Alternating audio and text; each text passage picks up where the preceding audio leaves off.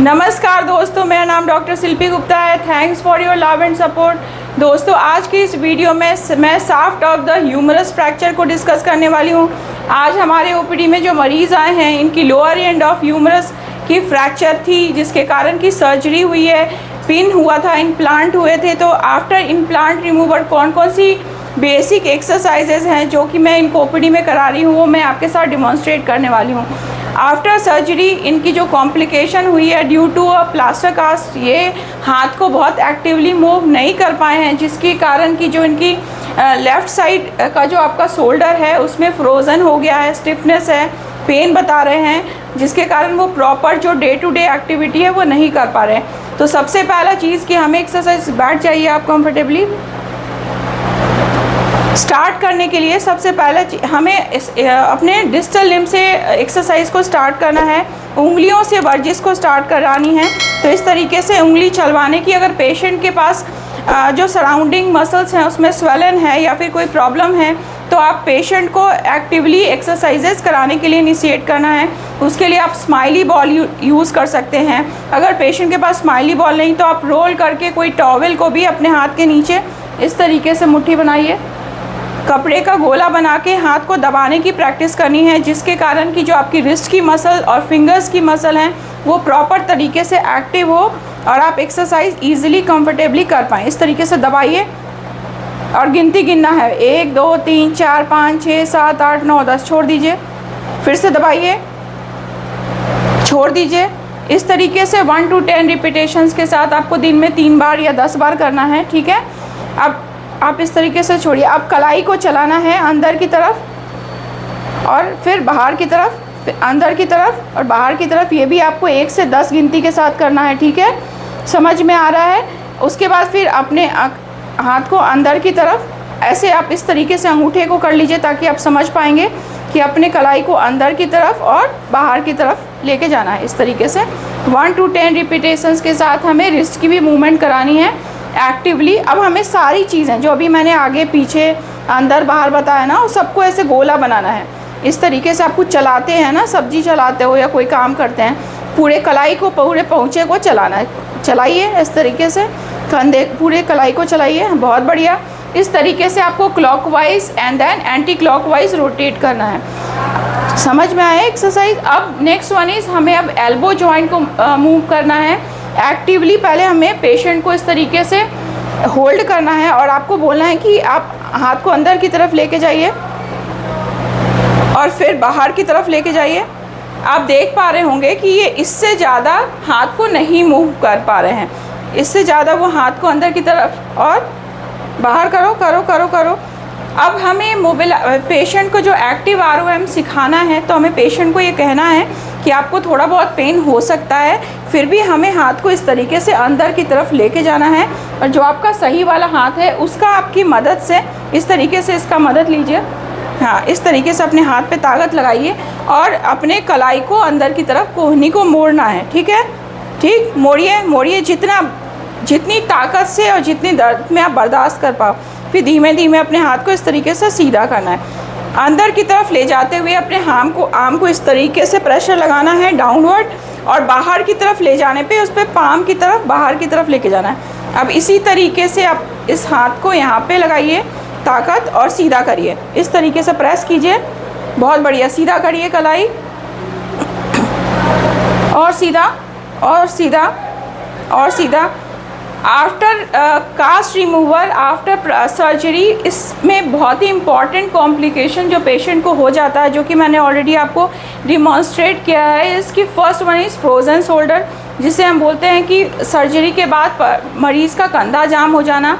और next one is compartmental syndrome. Compartmental syndrome क्या है कि जो भी, जैसे कि सपोज़ आपकी फ्रैक्चर हुई है तो उसके सराउंडिंग जो भी आपकी ulnar nerve, medial nerve, radial nerve, जो भी आपको प्रॉब्लमेटिक नर्व है, अगर उसमें किसी तरीके का कोई कॉम्प्लिकेशन आता है ड्यूरिंग सर्जरी, अगर किसी तरह का कोई इंटरप्शन होता है, उसकी सेंसरी या मोटार लॉस हो जाती है, तो भी आपको जो मरीज़ है वो कंप्लेन करते हैं कि वो अफेक्टेड एरिया में, लाइक 3.5 आपका मीडियल नर्व सप्लाई करता है, 1.5 आपका अल्नार नर्व सप्लाई करता है, रेस्ट 1 इज़ बैकवर्ड जो आपका पामर सरफेस है वो आपका रेडियल नर्व सप्लाई करता है। इस तरीके का कोई भी अगर आपको सिम्टम मरीज़ बताता है, जैसे इनके साथ कोई भी कॉम्प्लिकेशन नहीं है, इनको फिंगर्स के सराउंडिंग या रिस्ट मसल के सराउंडिंग कोई प्रॉब्लम नहीं है, लेकिन अगर आपके ओपीडी में मरीज़ आता है और वो कंप्लेन करता है कि हमें इस तरीके का कोई लक्षण है, तो इट्स में भी कंपार्टमेंटल सिंड्रोम हो सकता है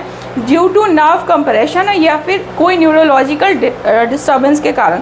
अब इस तरीके से आप देख पा रहे हैं कि ये काफ़ी देर से अपने हाथ को एक्टिवली एक्सटेंड करने की कोशिश कर रहे हैं और जेंटली प्रेशर लगाना है डाउनवर्ड, जितना मरीज़ बर्दाश्त कर पाए।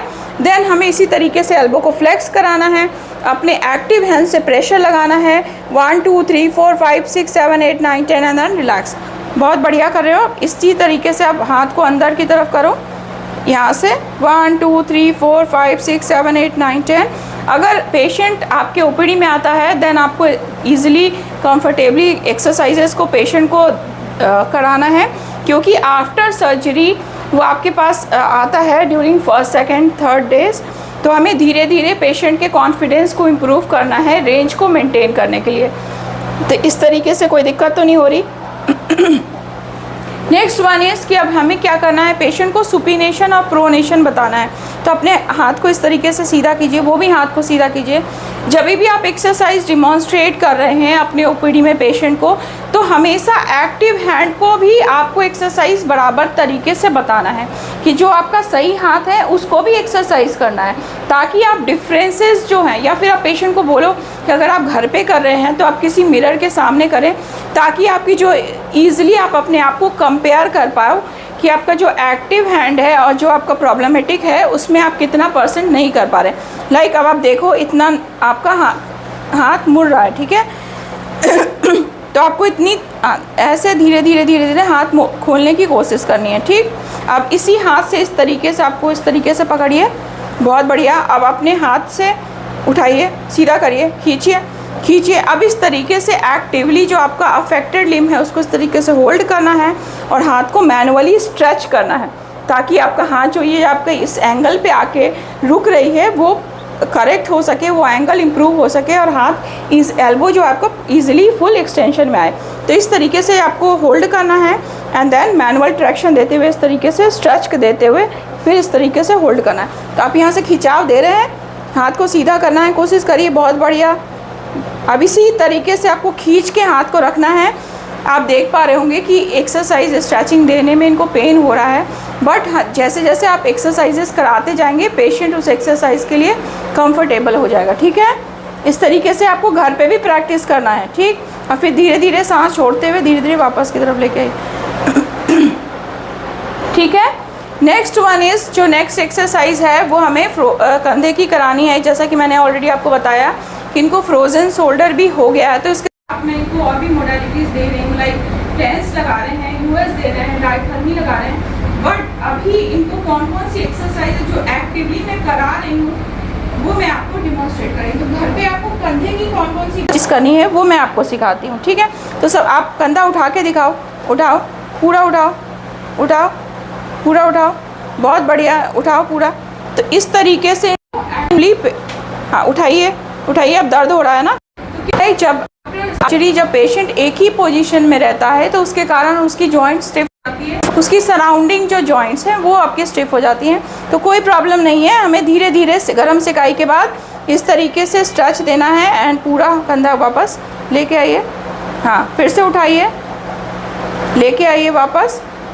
अब इसी एक्सरसाइज को आप इस तरीके से करिए, हाथ पकड़ना है and then shoulder flexion extension करना है। उठाइए कंधे को, हाँ सीधा होके बैठिए, उठाओ, बहुत बढ़िया, उठाओ सीधा सीधा सीधा, वापस वापस वापस, फिर से उठाओ। अब क्या करना है, अब ये प्रॉपर तरीके से अपने एल्बो को इस तरीके से बेंड नहीं कर पा रहे, इनको शोल्डर रोटेशन सर्कमडक्शन सिखाना है। तो आप इस तरीके से, जैसे आप इस हाथ को इस तरीके से रखिए, हाँ अब इसको रोटेट कीजिए इस तरीके से क्लॉकवाइज, गोल घुमाओ, गोल बनाओ, गोल बनाओ, गोल बनाओ। तो आप इस तरीके से भी पेशेंट को सिखा सकते हो, ताकि आपकी शोल्डर की जो सर्कमडक्शन मूवमेंट है, means all movement, circumduction means all movement, flexion extension adduction abduction patient easily और कंफर्टेबली कर सके। इसके साथ जो पेशेंट की जो डेली एडियल्स है, लाइक अपनी जो day to day activity like brushing अपनी क्लोथिंग या आपकी कॉम्बिंग, ये सब भी आप इजीली पेशेंट को डेमोन्स्ट्रेट कर सकते हो। अगर फीमेल पेशेंट है तो उनको चॉपिंग या अपनी जो कुकिंग जो वो कर रहे हैं, वाइप करना कुछ भी, वो जो भी डे टू डे एक्टिविटी अगर उसके साथ भी आप एक्सरसाइजेस करते हैं तो आपको काफ़ी अच्छा इम्प्रूवमेंट देखने के लिए मिलता है। तो आई होप आप समझ पाए होंगे कि हमें कंधे की फ्रैक्चर के बाद कौन कौन सी बेसिक एक्सरसाइजेज हैं जो कि अपने पेशेंट को सिखानी है, जो कि आप इजीली घर पे कर सकते हो। तो आपको सारी वर्जिश समझ में आ गई, कोई दिक्कत तो नहीं है। जैसे जैसे आप एक्सरसाइज करेंगे तो आपको और आसान हो जाएगा, ठीक है। तो आई होप आप समझ पाए होंगे। दोस्तों, अगर मेरी वीडियोस आपको अच्छी लगती है तो प्लीज़ उसे लाइक, कमेंट, शेयर और सब्सक्राइब कीजिए। साथ ही नोटिफिकेशन बेल आइकन को क्लिक कीजिए ताकि आने वाली सारी वीडियोस की नोटिफिकेशन आपको टाइमली मिल सके। Thank you.